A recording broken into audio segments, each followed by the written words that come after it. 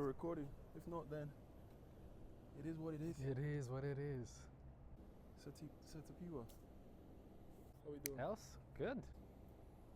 We are here to discuss, as two Africans, how we got here, what it means to be in a different land from the one where we came from, and essentially begin our podcast, I guess, most importantly.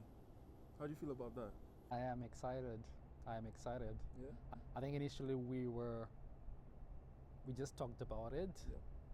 as an idea, but we didn't realize that we'd actually begin a podcast today on a sunny day in Jersey. Exactly. I guess the first and obvious question is, where did you start from? Where have you been? And how did you get here? Right. So my journey began in Zimbabwe, which is where I was born, bred.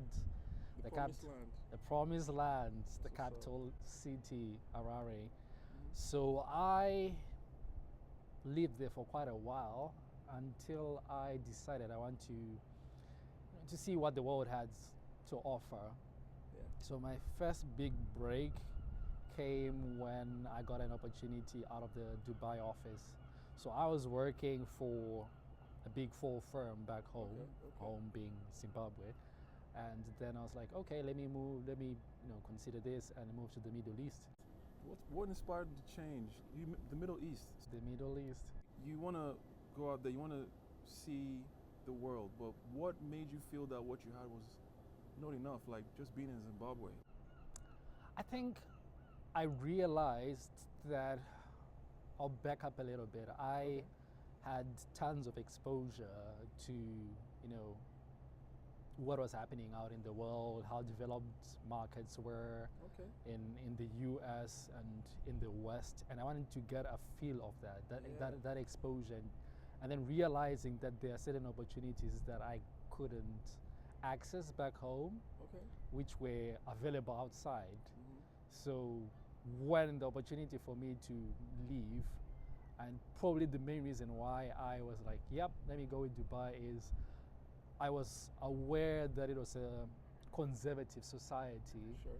So as much as it had, all those perks of it being a diverse society and this multicultural, I also knew that at least there was that certain level of the traditional values that I respected and valued. So Dubai was the right place to be, and obviously the perks of you getting money there, and the taxman doesn't have to take anything from you. Makes sense. So it's also worth mentioning you're in finance, like you said, the big four. I imagine the environment you were brought up in geared you towards that experience. Was that the first thing you wanted to do as a kid? I think I'll be honest, when I was growing up as a kid, I had an uncle who was a doctor, and he was well known. Yeah. He actually participated or contributed to the war that liberated the country. Wow. So inspirational stuff. Inspirational. So I looked up to him and I said I wanted to be, I think the whole drive of me going out stems from just the ambition to make a difference, to be that person who's not a footnote on the pages of history, but actually is part, main and center of the action. So I was like, I want to be a doctor. And then after, I think there was a visit that I made to the hospital, and then I just saw the gruesome image of someone who was hurt and blood all over, and I felt queasy, and I was like, this is not for me. Let me look for something else. And then I thought about getting into science, into biotech. Applied to a couple of universities, again out in the West. My destination was the US, obviously because of the opportunities that are there, the technology, the level of education, and a lot of the big companies are there. Your big $5 trillion worth. $1 trillion now, Yeah. Back then it wasn't $1 trillion then, but I was inspired to go there, and then, it was probably happenstance that I ended up in doing in the career that I am in at the moment in financial services. Okay. And then, yeah, I mean, I'm grateful for that chance that happened, and I've never looked back. Yeah. Nice one, man. Carry on with your Dubai story, because I just wanted to sort of give the audience an idea of my impressions of you, how we actually work together, where we hope to take this podcast, essentially. So, you and I work, you're a consultant for a company that I work at, and it was just interesting how, I haven't come across many people that are so relaxed, so calm, so thoughtful about the way they get things done. And those are sort of the qualities that people use to describe me, in a sense. Not always. I'm sure there are times when things are not as considerate or as careful as I would like them to be. But the first comment somebody said about you was that you fasted for 17 hours for like every day for the last 4 years. And I'm somebody that respects discipline. So I thought that was actually quite impressive. I believe your motivation for that was to live till 110. Exactly. You're right. Which is pretty solid as well. So yeah, you brought me on board of that journey. I said I wanted to live till I was 90, but you said why not push it to like 103 or something like that. Yeah. So now my aspirations are a bit higher. Separate from that, it was just our conversations. We spoke about some public figures who are not so popular at the moment. Yeah. And you actually listened to the opinion that I was putting forward. I'm not somebody that forces opinion on anybody. My thought process for opinions are essentially you have to observe the facts, and the facts are what form your opinion. Exactly. Yes, and it's when you critically assess those facts that you form a valid or good opinion. That is how I approach things. So just allowing yourself to hear the information, went a long way to me understanding the kind of person that you were. And additionally, I think the 2 points that I was like, okay, we have to get something done. The moment where I felt like I've been trying to get on a journey of productivity, like collaboration, productivity for so long. So here's an opportunity to work with somebody who's close by to get something done. And as I told you, I was going to work on an application, like a payment application this summer, develop that. And I was just almost not about to ask you, not that I didn't think we could do, but just your busy schedule, we just bumped into that. We only know each other for about a week or so at that point. And I was like, yeah, I'm developing an app. Do you want to come on board? And you were like, yeah. So all of these factors, I think I sense something really positive and profound, not just for myself or for you. I think for like the group of people that we know. I think the common fact that we're Africans and we're very aware of our situation in the whole of Africa. I mean, we speak about Nigeria and Zimbabwe all the time.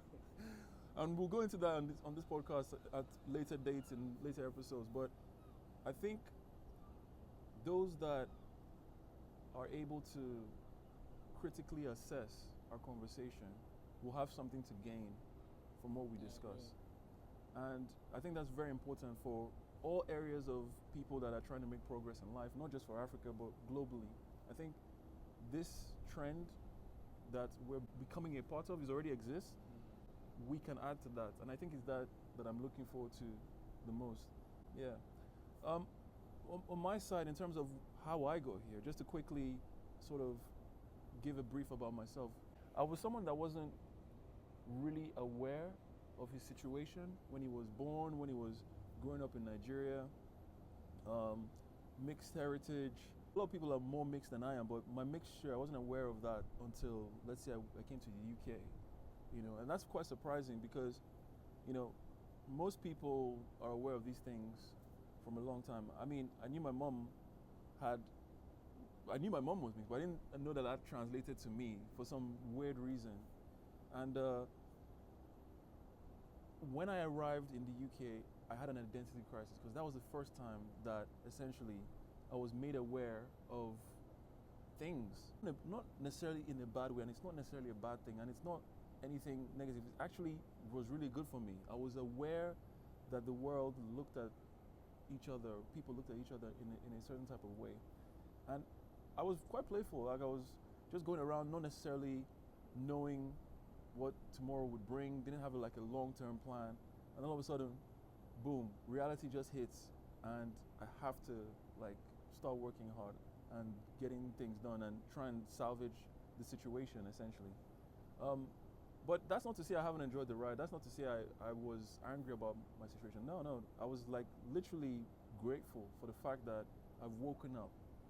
And I think that's part of what drives me. I kind of want to wake other people up. So on this journey, when I see other people that are awake, like I consider yourself to be awake, man, I'm like, yeah, let's go and build something.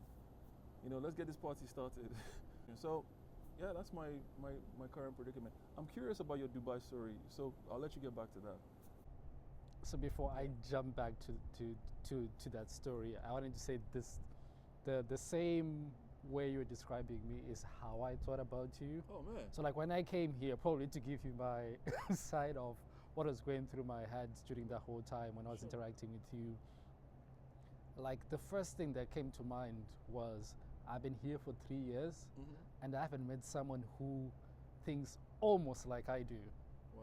And then I was like, wow, like where was this guy all this while? Like I don't want to say I could see someone of kindred spirit. I think that's the Nice. better way Yeah, I to agree. put it. And I was like, wow, this completely is agree with that. nice. Someone who's always positive, someone who's always elevating the spirits of others around him. Yes, And bro. I think that sort of like drew me to you. And I would, I just enjoy interacting with you and how you're driven to be a better version of yourself. And I was like, yeah, I need to also get on the same track. I've been doing something like that, but yeah, it's helpful when you have someone else who's also on that journey of It is. becoming a better version of themselves. So it's been great this very short time that I've Oh, gotten sweet. to. Yeah, for sure. I completely understand and that sentiment because I think you're right. A kindred spirit is the best way to describe it. It's a journey that I think each of us could have done on our own, but the fact that we're aware that it's better to go on this journey together, it is going to, for me personally, accelerate a number of things that we're trying to achieve personally. Yeah. I just had lunch, by the way, so I have to apologize once again publicly for not saving you that piece of food that I should have actually saved. So I'm sorry about that. I'm used to going for long periods of time without eating, so so it's not a huge challenge. I think one thing to pick on unpack is your experience here when you came here and you didn't have that. I mean, you're not aware, right? You just knew that you were just here, you're part of the human species. Then when you move to a different society, then you're made aware of something that wasn't that aware. So I admire how you handled it. Obviously, societies are different based on their history, Yes. and the experiences that they've gone through. And I think I've shared with you how I had a similar conversation before I came here with my sister when she was narrating how her colleague, who's also of mixed heritage, how she opened up to her and told her how she felt that growing up she went through like an identity crisis. She felt like she was caught in the middle and neither side was willing to accept her and embrace her. If she would go to this side, that side would tell her that no, you're not part of us, you are the other side. It was just like that, and she went through a really difficult time, and probably that influenced how she related with other people. So for you to say that whole new experience and people's perceptions about who you were or how they viewed you didn't affect you or impact how you relate with the people, I think that's something to pat yourself on the back. Oh, thanks. It didn't completely not affect me. I mean, the awareness of it. So I had to like assess what is that these people are really saying about this situation. I've never felt at that point. I never felt like I excluded anyone based on where they were from. In fact, when I was growing up, I watched a lot of movies where you could sympathize with the person that was left out or character. So you'd always want to make that effort to try and include someone in. So I had to assess that for a minute. And as a younger person, obviously the emotions were high and the situation wasn't as clear. So I did make some mistakes, but it wasn't until later on that I was like, wait a second, this is not adding to my life. This is actually taking away. And the simple idea of positivity, which is just 1 + 1, equals 2, will essentially get you to a place that you weren't. If you keep adding to yourself, rather than taking away. Yes, sometimes it's necessary to delete because you may have added too much, and sometimes the systems that you've added are not necessarily as efficient as you thought they were. So you've got to always try and evolve, as you said, continuously try and improve. So that is how I got to where I am today. It wasn't an easy journey, and I think everybody can actually make this journey if they want to.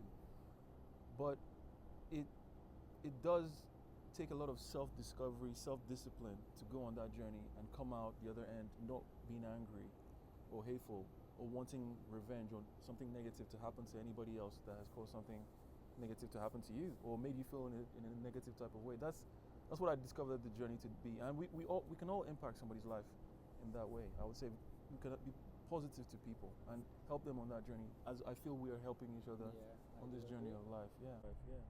And I guess that's one of the reasons why we thought about starting this podcast, right? Yeah. Where we are able to share our experiences and probably relate to people out there that are going through the same journey or have started that journey, and for them to know that there's someone out there who has gone through that, come out maybe a little bit of a few scars, but they survived and they can learn from it. Whereas probably when both of us were starting our journeys, we had no clue, or probably you didn't have any idea of the perception of society. Like I definitely didn't know, and then just having to then recalibrate and just view it and then absorb it and then ask yourself which path you're going to take. Are you going to be recorded in history as one of the people who evolved into a monster because of what some person had done to them who was probably not in the right position, or you were going to rise above it? No, on that perfect note, bro. Until the next time. Yeah, Let's go. Looking forward to episode 2. Episode 2. Thank you for watching. Let's go.